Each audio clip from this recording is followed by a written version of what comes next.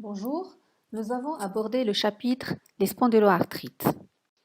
Les objectifs de ce cours, c'est de connaître les différentes spondyloarthrites et leurs manifestations communes, définir les manifestations axiales, articulaires périphériques, anthésopathiques et extra-articulaires, connaître les signes radiologiques, connaître les principes de traitement et de suivi de la maladie.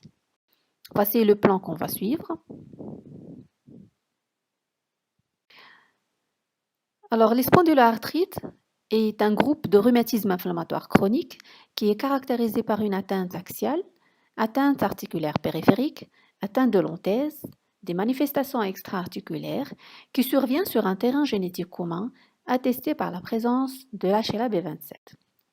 Les entités cliniques regroupées sous le terme de spondyloarthrite sont la spondylarthrite ankylosante, le rhumatisme psoriasique, les arthrites réactionnelles, les maladies inflammatoires chroniques de l'intestin, le SAPHO syndrome, les spondylarthrites à début juvénile et les formes indifférentes. Une nouvelle terminologie a été proposée et nous avons trois formes, la spondylarthrite axiale, radiographique et non radiographique, la spondylarthrite périphérique articulaire, érosive et non érosive, et les spondylarthrites périphériques anthésiques. Et pour chaque type, on va rajouter les éventuelles manifestations extra-articulaires concomitantes, telles qu'un psoriasis, maladie inflammatoire chronique de l'intestin, uveitis ou autres. Par exemple, si nous avons une spondylarthrite axiale non radiographique avec uveitis, ou spondylarthrite périphérique érosive avec psoriasis.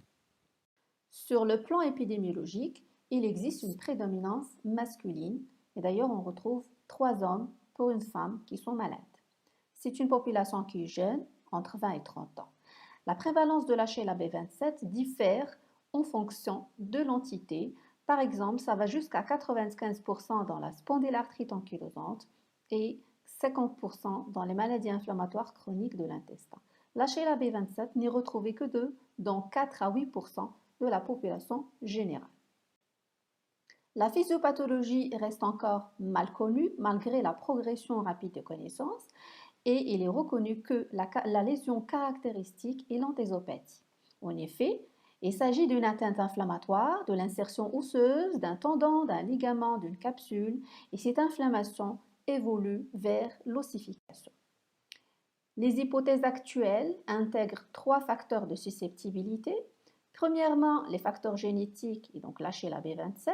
Le poids des facteurs génétiques intervient pour probablement 90% dans le risque de développer une spondyloarthrite. S'ajoutent aussi les facteurs de l'environnement. Le rôle des infections, notamment par exemple l'arthrite réactionnelle qui se développe après des infections génitales et digestives. Rôle du microbiote intestinal, nous avons une altération de l'équilibre, c'est une dysbiose caractérisée par la raréfaction des bactéries aux propriétés anti-inflammatoires. Le tabagisme joue un rôle néfaste, que ce soit dans le développement de la maladie et dans son activité et sa progression structurale. Et puis troisième facteur, la réponse immune particulière. On assiste à une activation importante de la voie des interleukines 23 et 17, ce qui va engendrer une production excessive de cytokines pro-inflammatoires telles que l'interleukine 23, l'interleukine 17, le TNF-alpha, l'IL-6 et le TGF-bêta. Ces cytokines, ce sont des cibles thérapeutiques potentielles. Sur le plan anatomopathologique, l'anthésopathie inflammatoire évolue en 3 phases. Une phase inflammatoire initiale qui se traduit par des érosions osseuses, une phase de fibrose cicatricielle et puis une phase d'ossification qui peut s'étendre dans le ligament ou le tendon, se forme d'anthésophytes ou au niveau du périoste, donnant l'aspect d'apposition périostée. Alors la synovite qu'on retrouve dans les spondyloarthrites serait probablement secondaire à l'anthésopathie qui est à côté de la synoviale articulaire. Le diagnostic positif, donc on va voir le terrain, la clinique commune aux spondyloarthrites, puis on va voir la biologie et l'imagerie. Le terrain, c'est souvent un homme jeune, moins de 45 ans, il faut voir ce qu'il est tabagique, s'il n'y a pas de cas familiaux dans la famille.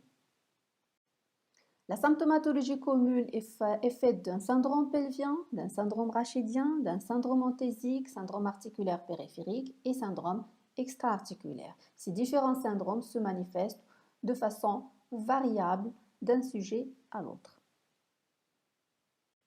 Alors, le syndrome pelvien, c'est une atteinte des sacro-iliaques. Les signes fonctionnels, ce sont des douleurs inflammatoires des fesses, qu'on appelle fessalgie. Ces fessalgies peuvent être bilatérales, peuvent être unilatérales ou à bascule. Elles peuvent irradier à la face postérieure de la cuisse, donnant un aspect de pseudo-sciatique. L'examen clinique des sacro-iliaques contient plusieurs manœuvres, notamment le Patrick test, le signe de trépied et la pression directe. L'atteinte rachidienne débute classiquement au rachis lombaire, s'étendant secondairement au rachis thoracique et plus tard au rachis cervical. La douleur est classiquement de type inflammatoire. Quelles sont les caractéristiques d'une rachialgie inflammatoire suspecte d'une spondylarthrite? Il faut au moins 4 critères sur 5, notamment un âge de début de rachialgie avant 40 ans, un début insidieux, l'amélioration des douleurs à l'exercice et puis une absence d'amélioration au repos et des douleurs nocturnes. L'examen physique tend à mettre en évidence la raideur rachidienne et se traduit par, au niveau lombaire, par une augmentation de la distance doigt-sol et un indice de Schubert qui est moins de 10 plus 4 cm. Au niveau dorsal, on trouvera une syphose dorsale qui est accentuée, une ampliation thoracique qui est limitée, la respiration abdominale qui prend la relève par atteinte de la cage thoracique, par atteinte des articulations sternocostales et de l'articulation manubrio-sternale. Au niveau du rachis cervical, on assiste à une augmentation des distances nuque-mur, occiput-mur, montant sternum, et à la langue, on va assister à une attitude guindée de la tête avec perte du retard horizontal, comme on voit sur la photo. Maintenant, l'atteinte anthésopathique périphérique. Alors, l'anthésite, toutes les anthèses peuvent être touchées avec une préférence pour les membres inférieurs. Parmi les anthésites, la thalalgie est la plus fréquente et la plus caractéristique de la maladie. En effet, c'est une thalalgie d'horaire inflammatoire. Ce n'est pas une douleur qui va réveiller le malade la nuit, mais beaucoup plus au matin, au lever, lors du premier pas, et c'est une douleur qui s'améliore au cours de la journée. Chez un sujet jeune, avec une thalalgie bilatérale ou à bascule, il faut évoquer le diagnostic de spondyloarthrite. La thalalgie peut être inférieure par une atteinte de l'aponévrose plantaire, donc une aponévrosite plantaire inférieure, comme elle peut être postérieure par une atteinte du tendon calcanien, ou bien sûr, ou les deux. Les autres localisations des anthésopathies, au niveau du genou, donc c'est le tendon rotulien, la tuberosité tibiale antérieure, le grand trochanter, la paroi thoracique antérieure. Au niveau du bassin, on peut avoir une atteinte des crêtes iliaques qui donnera un aspect de bassin hérissé à la radiographie standard et puis des anthésopathies ischéatiques. Concernant la dactylite, alors la dactylite, elle donne un aspect en saucisse des orteils ou des doigts. Il s'agit d'une tuméfaction globale de l'orteil ou du doigt en rapport avec l'association d'une anthésopathie inflammatoire distale et l'arthrite, le plus souvent tripolaire au niveau des 3 étages. Alors, concernant le syndrome articulaire périphérique, il se voit dans 20 à 35% des cas. Et toutes les articulations peuvent être touchées, mais il faut savoir que c'est une atteinte beaucoup plus fréquemment retrouvée au niveau des membres inférieurs. Il s'agit d'une oligoarthrite dans la majorité des cas, touchant moins de 3 articulations. L'atteinte de la hanche et de la coxofémorale, elle est fréquente et redoutable parce elle met en jeu le pronostic fonctionnel. Au Maroc, elle est beaucoup plus fréquente et précoce par rapport aux formes européennes. Concernant le syndrome extra-articulaire, les signes généraux sont le plus souvent modérés, faits d'asthénie et d'amaigrissement. Ils sont contemporains des poussées inflammatoires de la maladie et ils s'observent plus volontiers dans les formes sévères et du sujet âgé. Concernant l'atteinte oculaire, on assiste à une uvéite antérieure non granulomateuse qui survient dans 25% des cas. Elle est révélatrice dans 2% des cas. Elle se manifeste par un œil rouge douloureux avec photophobie et vision floue. Risque de récidive et de séquelles, ce qui peut compromettre le pronostic visuel. Et de ce fait, il faut informer tout patient atteint de spondyloarthrite de consulter en urgence en cas d'œil rouge douloureux. L'atteinte cardiaque est faite de troubles de conduction et de rythme et d'insuffisance aortique. Une atteinte rénale faite de néphropathie à dépôt d'immunoglobuline A et surtout d'amylose dans les formes sévères et évoluées. L'atteinte pulmonaire, on peut avoir un syndrome restrictif mis en évidence à l'exploration fonctionnelle respiratoire qui est secondaire à une altération de la mécanique thoraco-rachidienne. La maladie fibrobuleuse, qui est plus rare, peut être responsable de dyspnée, de toux et d'hémoptysie. Il ne faut pas oublier l'ostéoporose, qui est une atteinte osseuse secondaire à la spondyloarthrite ankylosante. Des manifestations neurologiques sont possibles, centrales et périphériques. On peut assister à une compression médulaire, secondaire à une subluxation athéloïdo-axoïdienne ou secondaire à des sténoses osseuses par ossification de ligaments longitudinal postérieur. C'est une forme rare. Les formes périphériques seraient secondaires à l'ossification ligamentaire et des articulations interapophysaires postérieures. On peut avoir des radiculalgies L5, des névralgies cervico-brachiales et des névralgies intercostales. Et donc, le diagnostic doit être évoqué chez un sujet jeune devant des rachialgies d'horaires inflammatoires, des douleurs fessières, une oligoarthrite asymétrique, une ou des anthésopathies. Concernant les signes biologiques, alors le syndrome inflammatoire n'est présent que dans 50% des cas. Et donc, en l'absence de syndrome inflammatoire, on ne peut pas éliminer le diagnostic de spondyloarthrite. L'HLA-B27 représente un élément d'orientation devant une situation clinique évocatrice. Il trouve sa place devant l'absence de sacrolyte à l'imagerie. Alors, concernant l'imagerie, la radiographie standard, les différentes incidences qui sont utiles, donc là, le grand cliché dorso-lombo-pelvifémoral de face, qu'on appelle incidence de décès, la radiographie de bassin de face en charge. Parfois, on peut demander l'incidence des sacroiliacs pour dégager les gaz pour une meilleure interprétation des sacroiliacs. Le cliché dorso-lombaire face et profil. Les articulations périphériques vont être radiographiées en fonction de manifestations cliniques. Et pour l'atteinte anthésique, on peut faire appel à des radiographies de l'arrière-pied, bassin et genou.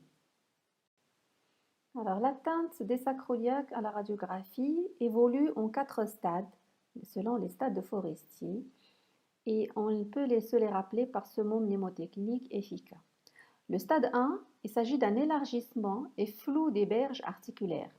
Le stade 2, c'est une irrégularité et érosion des berges articulaires donnant l'aspect en timbre de poste. Le stade 3, c'est une condensation des berges articulaires. Et puis le dernier stade, c'est l'ankylose. Donc je vous rappelle que la spondyloarthrite est une maladie ankylosante. Si on regarde cette radiographie de bassin de face, nous avons un aspect normal des sacroiliacs. Sur cette radiographie, on voit une sacroïlite grade 2 à droite et grade 1 à gauche. Sur cette radiographie de bassin de face, on voit une sacroïlite grade 3 bilatérale. Sur cette radiographie, on trouve un grade 4 bilatéral. Au niveau du rachis, les différentes lésions qu'on peut rencontrer, ce sont les syndesmophytes. Les syndesmophytes correspondent à des fines ossifications verticales qui relient les coins vertébraux et dont les formes évoluées donneront un aspect en tige de Beaumont. La spondylite de Romanus, qui est une spondylite antérieure, et c'est une érosion du coin antérieur de chaque vertèbre. Le squarine ou mesocarré, qui est secondaire à la spondylite antérieure. L'ossification des ligaments, notamment interépineux et interapophysaire, donnera l'aspect en rail de tramway ou en triple rail. On peut assister à des spondylodécites aseptiques et puis l'ankylose des articulations interapophysaires postérieures, ostéoporose et tassements vertébraux. Sur cette radiographie de rachis lombaire de profil, on voit une misocarie de la vertèbre, des syndesmophytes et des lésions de Romanus. Vous voyez ici les syndesmophytes, donc c'est une ossification verticale. On peut assister à la formation de ponts intervertébraux. Comme vous voyez ici, c'est une colonne Bombeau avec une fracture vertébrale attestée par la flèche en regard. Voici une forme de colonne de Bombeau. Donc c'est une ossification de ligaments longitudinal antérieur et postérieur avec des ponts osseux entre les différents vertèbres. Ici, vous avez une radiographie du rachis lombaire avec une ossification des ligaments interépineux et vous voyez l'aspect en triple rail. Ici, c'est une radiographie calcanienne de profil mettant en évidence une épine calcanienne inflammatoire qui a une base d'implantation large, un aspect flou qui permet de la différencier d'une épine calcanienne mécanique où l'épine est fine et bien dessinée. Ici, vous avez une anthésophyte ou une épine calcanienne supérieure au regard de l'insertion du tendon d'Achille qui est inflammatoire. Alors, concernant l'IRM des sacroiliaques et du rachis, quand on a une radiographie standard qui est normale, donc on fait l'IRM. Au niveau des sacroiliaques, elle permet de nous montrer l'œdème osseux sous-chondral qui est les signes en faveur d'une atteinte rhumatismale. Et le rachis, elle va nous montrer les spondylites de Romanus, les spondylodécites aseptiques d'Anderson, les signaux inflammatoires au niveau des ligaments interépineux et interapophysaires et au niveau des articulations interapophysaires postérieures. Vous voyez sur cette IRM du bassin ou des sacroiliaques, on voit l'œdème sous-chondral qui atteste d'une sacroïlite inflammatoire. Au niveau du rachis, on voit les spondylites antérieures et postérieures sous forme d'hypersignaux sur les séquences TIR. Alors pour la TDM des sacroiliaques et du rachis, elle a peu d'intérêt dans le diagnostic précoce, mais elle permet de mettre en évidence les dégâts structuraux dont sont les formes radiographiques, des érosions, des scléroses, des syndesmophytes et l'ankylose. Sur ce scanner, vous voyez, c'est un aspect de timbre de poste avec condensation des berges des sacroiliaques. Ici, on voit une spondylite avec une érosion du coin supérieur et inférieur antérieur de la vertèbre L4. L'échographie, c'est un outil à la disposition qui permet de mettre en évidence surtout les anthésites, la coxite, les ténosynovites et même des synovites infracliniques et des érosions infraradiologiques dans les formes périphériques érosives.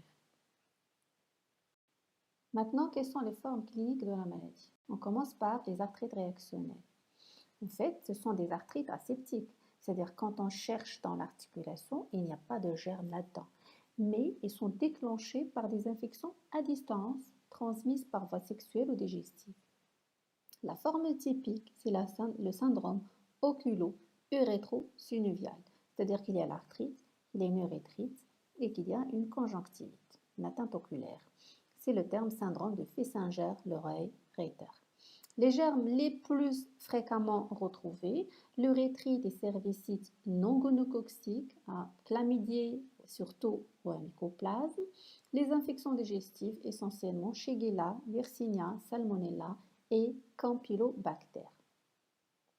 Sur le plan clinique, il s'agit d'une oligoarthrite asymétrique prédominant au membre inférieur et qui évolue moins d'un mois après l'urétrite et ou la diarrhée. C'est pour incriminer les germes en cause. Plus d'un mois, c'est difficile de rattacher l'arthrite à l'infection en cause. Toujours sur le plan clinique, on aura une conjonctivite, une iridocyclite, Des signes cutanés et muqueux sous forme de balanite, d'érosion du palais ou kératodermie palmoplantaire. Sur le plan biologique, on peut identifier le germe par culture ou sérologie et l'HLA-B27 est retrouvé jusqu'à 80%. La radiologie est normale. Sur le plan évolutif, il y a 3 cas de figure. Dans un tiers des cas, c'est une guérison en 1 à 6 mois. Dans un tiers des cas, c'est la récidive. Et puis dans le troisième cas, c'est la chronicité. C'est une forme qui va évoluer vers une spondyloarthrite ankylosante. Deuxième cas de figure, ou deuxième forme clinique, c'est le rhumatisme psoriasique. Alors le psoriasis touche 2% de la population générale. Les lésions cutanées sont souvent retrouvées au niveau des genoux, des coudes, des plis interfessiers, l'ombilic, les angles et le cuir chevelu. Et d'ailleurs, il faut toujours aller chercher dans ces endroits, même si ce n'est pas rapporté par le patient. 5 à 25% des personnes atteintes de psoriasis vont faire un rhumatisme psoriasique. L'atteinte articulaire précède le psoriasis dans 10 à 15% des cas, ce qui rend le diagnostic difficile. Sur le plan clinique, c'est un rhumatisme qui est très hétérogène. Ça peut entraîner une oligoarthrite asymétrique, une polyarthrite asymétrique dans 15 à 20% des cas, prêtant à confusion avec une polyarthrite rhumatoïde, mais le caractère asymétrique, le fait de pouvoir toucher les interphalangiennes distales, doit alarmer et orienter vers cette entité. On peut avoir une atteinte axiale comme une vraie spondyloarthrite ankylosante et l'atteinte interphalangienne distale peut être sous forme mutilante, donc très destructrice. Voici une image de psoriasis cutanée, psoriasis de cuir chevelu. Il faut aller le chercher dans ces sites de prédilection. Alors, troisième forme, c'est le rhumatisme des maladies inflammatoires chroniques de l'intestin et c'est essentiellement la maladie de Crohn et la rectocolite ulcéro-hémorragique. L'atteinte, là aussi, est polymorphe. Il peut s'agir d'arthrite périphérique, là aussi prédominante au niveau des membres inférieurs. Et ce sont des arthrites souvent rythmées par l'évolutivité de la maladie digestive. C'est-à-dire, le malade il fait une poussée intestinale, dans le même temps, il fera une atteinte articulaire. On peut avoir une spondylarthrite ankylosante rare, mais cette fois-ci, l'évolution est indépendante de la maladie digestive. C'est-à-dire le malade il est en poussée articulaire, mais il est en rémission digestive. Et puis, troisième cas de figure, c'est une sacroïde isolée. Quatrième entité est le SAPHO syndrome. C'est le syndrome acné-pustulose, hyperostose, ostéite, amicrobienne. C'est un syndrome apparenté aux spondyloarthropathie associant une arthrite sternoclaviculaire ou sacroïaque, une ostéite amicrobienne isolée ou satellite des articulations atteintes, une acné sévère avec pustulose palmoplantaire. L'HLA est présent dans 30% des cas. Voici des images de pustulose palmoplantaire et d'acné sévère au niveau du visage. Les spondylarthrites indifférenciées sont de plus en plus fréquentes, aucun diagnostic est précis et il faut rassurer le malade parce que le plus souvent, ils sont de bons pronostics. Alors, concernant le diagnostic différentiel, devant une atteinte sacroiliaque, une atteinte bilatérale doit faire évoquer une ostéose iliaque condensante. C'est une atteinte non inflammatoire et qu'on retrouve beaucoup plus chez les femmes multipares. Une atteinte sacroiliaque unilatérale, il faut faire attention aux causes néoplasiques, surtout infectieuses, traumatiques ou arthrosiques. Une atteinte vertébrale, mécanique, notamment les ostéophytes de l'arthrose. Et là, l'ostéophyte, je vous rappelle qu'ils ont une orientation qui est horizontale et les syndesmophytes, ils ont une orientation verticale.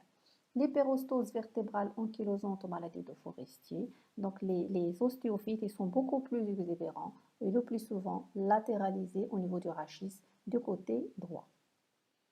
La syphose sénile de Schmorl.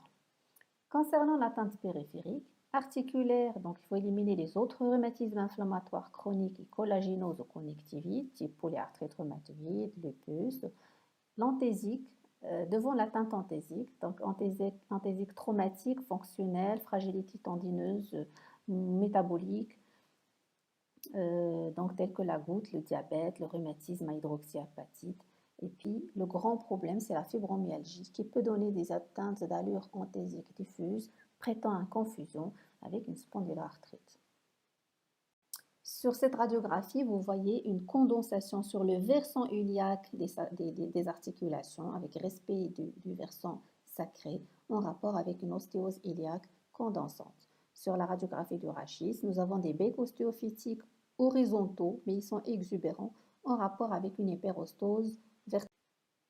Alors, si on arrive aux critères diagnostiques, plusieurs critères ont été mis en place, notamment les critères d'Amor, qui englobent des signes cliniques, radiologiques, génétiques et sensibilité au traitement, puisque les INS améliorent de façon spectaculaire les spondyloarthrites. Et donc, on doit totaliser plus de 6 points pour pouvoir classer le malade dans le groupe spondyloarthrite.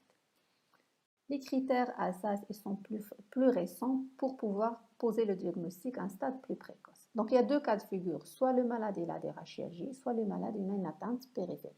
Alors, pour le premier cas de figure, où nous avons un patient qui a des rachialgies plus de 3 mois, âgé de moins de 45 ans, soit il a une sacrolite à l'imagerie, la radiographie standard ou à l'IRM, plus de un critère de spondylarthrite ankylosante sur la liste que nous avons ici, ou bien un HLA-B27 plus deux critères de SPA pour pouvoir le classer dans les spondylarthrites.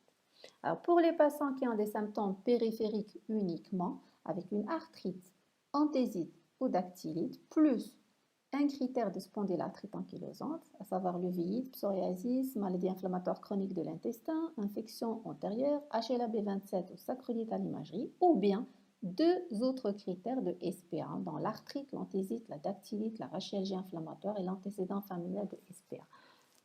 Ça permet de classer le malade dans le groupe spondyloarthrite.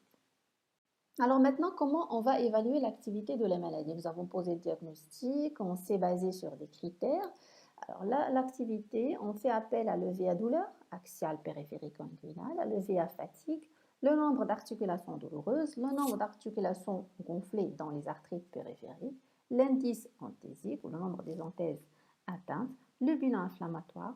Il y a deux scores, le BASD et l'ASDAS. Le BASD, c'est le Bath Ankylosing Spondylitis Activity Index. Donc, c'est un indice d'activité et on parle d'une maladie active quand il est de plus de 4. C'est un questionnaire qu'on pose au patient qui va répondre et le total, quand il est plus de 4, on est en présence d'une maladie active. L'ASDAS, c'est l'Ankylosing Spondylitis Disease Activity Score. Alors, il contient la douleur rachidienne, la durée de dérouillage matinal, le VA global du patient, les douleurs et le gonflement périphérique. Tout ça, ils sont cotés entre 0 à 10. On ajoute la CRP sur un logiciel qui est disponible sur le net. Donc, on va avoir un chiffre pour pouvoir classer notre malade. Donc, un malade est dit inactif quand son ASDAS est inférieur à 1,3. Entre 1,3 et 2,1, on parle d'une activité modérée. Entre 2,1 et 3,5, on parle d'une activité forte et très forte activité quand l'ASDAS est supérieur à 3,5. Maintenant, le traitement. Les objectifs du traitement, c'est de réduire, de traiter ou de prévenir l'inflammation, la douleur, la raideur et l'ankylose et les déformations, bien sûr. L'éducation et l'information du patient est une étape fondamentale pour pouvoir intégrer le patient dans sa propre prise en charge. Alors, concernant le traitement symptomatique, il fait appel aux antalgiques immunorelaxants en complément des INS. Elle permet de faciliter la rééducation. Les anti-inflammatoires non stéroïdiens ils sont efficaces à 70%, que ce soit sur les douleurs et la raideur. Ils sont rapidement efficaces et la rechute elle est au bout de 48 heures après l'arrêt. Donc c'est un test thérapeutique et d'ailleurs il figure dans les critères de diagnostic de mort.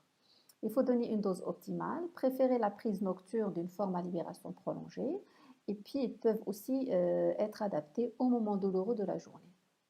La sensibilité, il faut savoir que la sensibilité aux différentes familles est variable d'une personne à l'autre, c'est la variabilité interindividuelle et donc essayez 3 INS au moins avant de conclure à l'échec.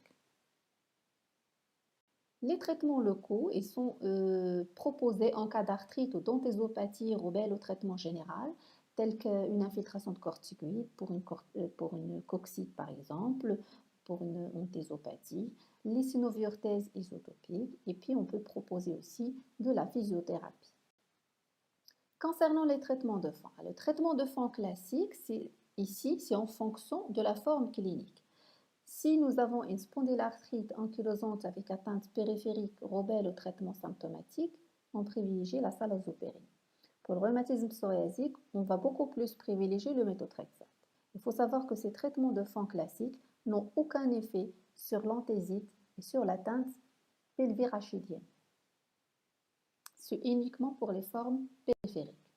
La biothérapie, les anti-TNF-alpha, l'anti-L17, l'anti-L23, où leur indication émane des connaissances physiopathologiques, ils sont efficaces en matière de traitement de fond. Ils sont indiqués, pas d'emblée, mais en cas d'échec d'au moins 3 INS pendant 3 mois, échec des gestes locaux, échec des traitements classiques. Les traitements physiques visent à prévenir les déformations rachidiennes, et puis devant une coxite évoluée, devant les grandes kyphoses irréductibles, un traitement chirurgical peut être proposé. Donc en conclusion, la spondylarthrite ankylosante est un rhumatisme inflammatoire chronique avec un potentiel destructeur et ankylosant chez un sujet jeune. On sait que l'inflammation évolue vers l'ankylose et donc c'est la nécessité de faire un diagnostic précoce et de prendre en charge précocement le malade avant l'installation de la raideur.